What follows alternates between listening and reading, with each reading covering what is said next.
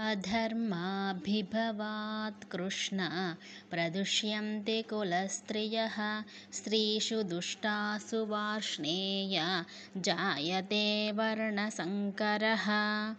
కృష్ణ, వంశంలోకి అధర్మం ప్రవేశిస్తే ముందుగా స్త్రీలు చెడిపోతారు. వారు చెడిపోతే వెంటనే వర్ణసంకరం ఏర్పడుతుంది. సంకరో నరకాయైవ కులఘ్నానాం కులస్య చ పతంతి పితరో హ్యేషాం లుప్తపిండోదకక్రియాః. వర్ణసంకరమంటూ ఏర్పడితే దానికి కారకులైన వంశనాశకులు ఎవరున్నారో వాళ్ళు, వాళ్ళ వంశాలు కూడా నరకం పాలే అయిపోతారు. ఎందుకంటే ఈ వంశాలలో పితృదేవతలకు పిండాలు పెట్టేవాళ్ళు, ఉదకతిల తర్పణాదులు చేసేవాళ్ళు లేకుండా పోతారు.